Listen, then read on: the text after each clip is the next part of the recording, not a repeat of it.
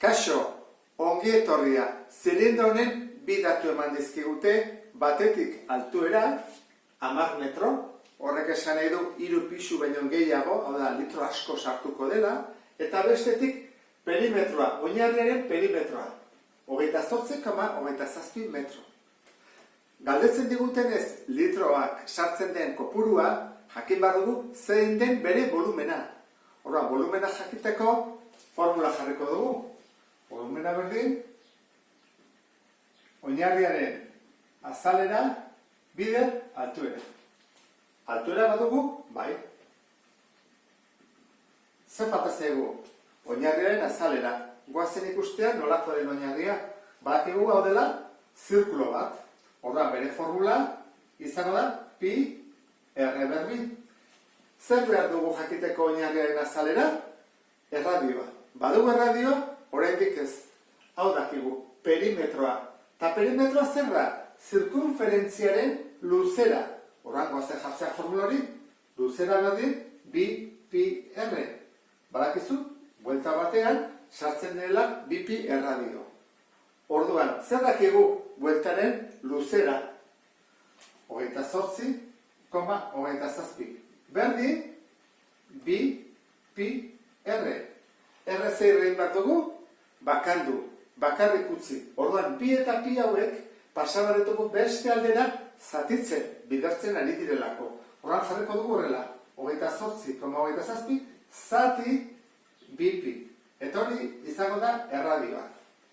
Kalkulatuko dugu orduan, borobilduta 5 metro.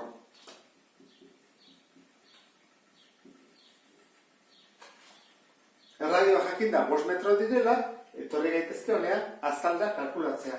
Eta azalera izango etzake, pi bider 5 berbi. Hori zen bada 25 pi, ezta? Zer egingo dugu orduan? Hau dira metro karratuak. Ordezkatuko dugu. Zein da oinarriaren azalera 25 pi? Bider altuera, eta altuera badakigu 10 dela. Hemen ikusten da.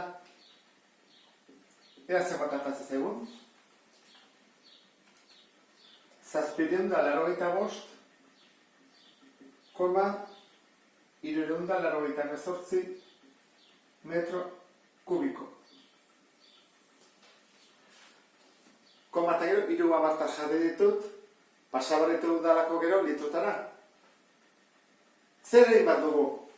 785,388 metro kubikoa direla, pasatzeko litrotara, bihurketa faktoreak erabiliko ditugu. Hori ikasi dugulako aurten. Horren zer egiten da? Pasabat dugu, lehenengo, dezimetro kubikotara. Metro kubiko bakoitzak zenbat dezimetro kubiko ditu? 1000, ezta? Horra jarko dut, 1000. Eta zergatik pasa dut dezimetro kubikotara, ze dezimetro kubiko bat eta litro bat gauza bera da, ezta?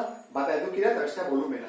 Horra jarriko dut hemen, bat dezimetro kubiko da, bat litro.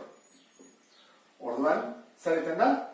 Dezimetroa kendu, metro kubikoak egin, bat horiek desagertzen dira, horrein bada, hau, bider 1000. Eta hori da, 1398 litro. 785,388 litro. Badakizu beste erataren egin daitekena litrotara, pasa daiteke 3 erregelarekin, edo ikasi dugun bezala ezkerra eta eskubi. Baina, hau, nik uste dut modu hau ere ikasi behar dela bihurketa faktoreak erabiltzen hasteko. Horrela bukatzen dugu problema hau, beste bat arte, agur.